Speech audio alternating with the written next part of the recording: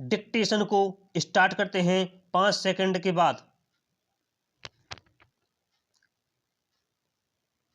Start. अध्यक्ष महोदय, मैं आज एक ऐसे विषय पर बोलने जा रहा हूं जो देश के सामने एक बहुत बड़ी समस्या बना हुआ है। आजकल कृषि पर बहस चल रही है। मैं कल से सुन रहा हूं कई लोगों ने तो सरकार की बड़ी प्रशंसा की है कि वह बहुत ही अच्छा काम कर रही है। मैं मंत्री महोदय से एक प्रश्न करना चाहता हूं। मार्च में मंत्री महोदय ने एक प्रश्न के उत्तर में कहा था कि 2 वर्ष में हमारा देश आत्मनिर्भर हो जाएगा। मैं जानना चाहता हूं कि ऐसा कहने के पीछे उनका आधार क्या है। कौन से उनके पास ऐसे प्रमाण हैं जिनके आधार पर उन्होंने इस प्रकार की घोषणा की है।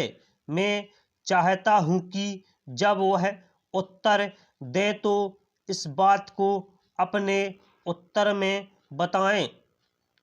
आप जानते हैं कि इस देश में 80% लोग खेती करते हैं और उसके बाद भी आज हमारे देश का सम्मान दूसरे देशों में कितना है। आज हम दूसरे देशों से देश के नागरिकों के लिए खाद्यान्नों का आयात काफ़ी मात्रा में कर रहे हैं। खाद्यान्न की स्थिति बिल्कुल संतोषजनक नहीं है।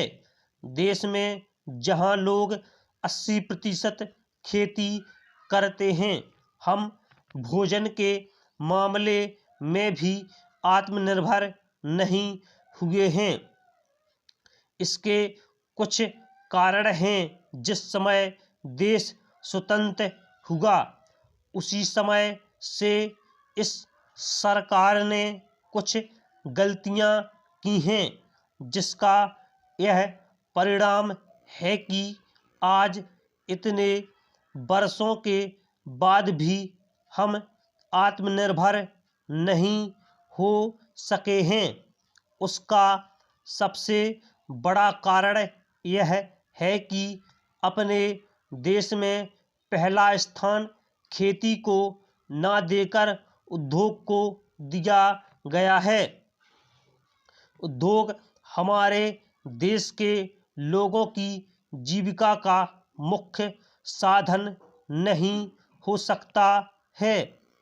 भोजन की समस्या के हल के लिए किन किन चीज़ों की आवश्यकता है, उसकी तरफ हमें ध्यान देना चाहिए। सबसे पहले पानी की आवश्यकता है। मैं समझता हूँ कि देश में सिंचाई पर काफ़ी जोर दिया जाना चाहिए और सिंचाई तथा खाद्य मंत्री एक होना चाहिए। यह मेरी मांग है। पानी के बाद खेती के लिए खाद भी आवश्यक है। खाद का स्थान दूसरा हो सकता है। आज देश में खाद की बात काफ़ी जोर देकर कही जाती है। यह कहा जाता है कि उपज को बढ़ाने के लिए खाद की आवश्यकता है। बिना खाद के उपज नहीं बढ़ सकती, किंतु खाद कहाँ तक उपज को बढ़ा सकेगी, यह भी देखने और सोचने की ही बात है। इस ओर एक समन्वयक नीति चाहिए। स्टॉप।